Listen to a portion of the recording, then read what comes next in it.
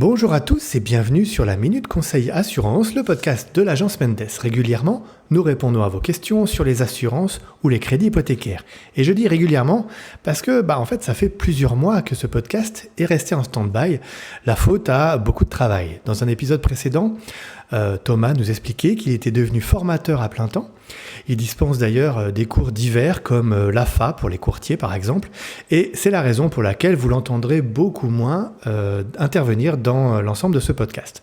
Mais je ne pouvais pas rester tout seul. Et aujourd'hui, je suis très heureux d'accueillir une nouvelle intervenante en la personne de Philippa. Bonjour Philippa. Bonjour Alexandre. Alors Philippa, c'est notre spécialiste en assurance complémentaire avec notamment une spécialisation sur l'assurance voyage et les assurances complémentaires, comme je disais. Mais aujourd'hui, on va parler d'un tout autre sujet puisqu'il s'agit d'un sujet d'actualité, n'est-ce pas Philippa ? Effectivement Alexandre, aujourd'hui nous allons parler de la LAMAL et plus particulièrement de comment résilier cette assurance obligatoire.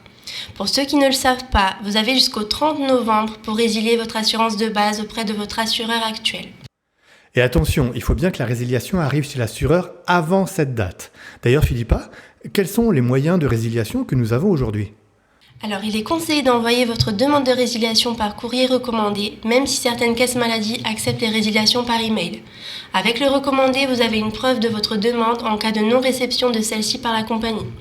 Je suis sûre que vous êtes nombreux cette année à changer d'assureur maladie suite à la forte augmentation des primes 2023. À mon avis, cet hiver, les caisses maladie vont recevoir plus de courriers que le Père Noël. Mais je ne pense pas qu'il va nous en vouloir, c'est pour la bonne cause. Ouais, exactement. Et peut-être même que le Père Noël, il va nous prêter quelques lutins, en tout cas, il va prêter quelques lutins aux caisses maladie pour traiter toutes les lettres de résiliation. Parce que comme tu le dis, on va subir une forte augmentation en 2023, que ce soit pour toutes les tranches d'âge ou tous les cantons. L'augmentation sera en moyenne de 6,6% en 2023, effectivement, contre 1,5% habituellement. Les Suisses vont donc voir leur budget santé exploser. La prime moyenne sera de 334,70 francs par mois, ce qui n'est pas très joyeux pour les Suisses. D'où l'importance de comparer les primes tous les ans et de changer en cas de besoin. Alors oui, comparer, ça reste le meilleur moyen de voir l'écart de prime, mais concrètement, est-ce qu'il existe une astuce pour réellement économiser sur sa prime d'assurance maladie ? Oui Alexandre, en plus de comparer les assurances de base, il existe d'autres modifications au niveau de son contrat qui peuvent nous faire des économies. Par contre, il faut faire le point sur ses besoins en assurance avant de faire ce type de modification. On peut opter pour un changement de franchise par exemple. Si on est souvent malade, il vaut mieux garder sa franchise 300 pour limiter sa participation au coût et économiser. Si au contraire on est en bonne santé, la franchise 2500 sera très bien pour faire baisser sa facture. Mais attention, ce changement de franchise devra être également demandé par écrit auprès de votre assureur avant le 30 novembre. Le changement de modèle peut également être une solution. De plus en plus de personnes se tournent vers des modèles moins conventionnels comme la télémédecine ou le modèle médecin de famille pour faire des économies.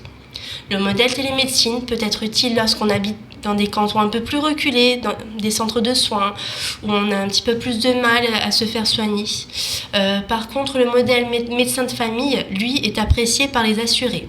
Par contre, il vous impose de passer d'abord par votre médecin de famille, mais peut vous permettre de faire entre 7 à 10% d'économie. D'où l'importance d'étudier vos habitudes et de les comparer. Alors ok, très bien. Tu parles de comparer les primes, mais du coup pour faire ça, tu me conseilles d'éplucher toutes les brochures de toutes les caisses maladie pour trouver la meilleure prime ?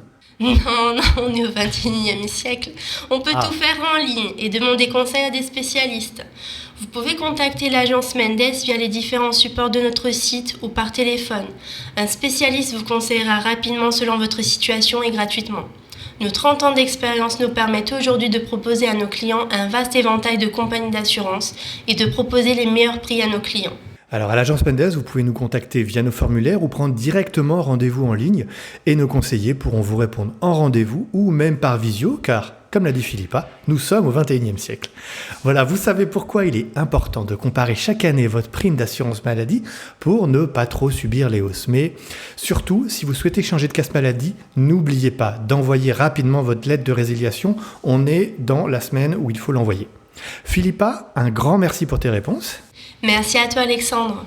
Et on vous donne rendez-vous très bientôt pour un prochain épisode et d'ici là, portez-vous bien.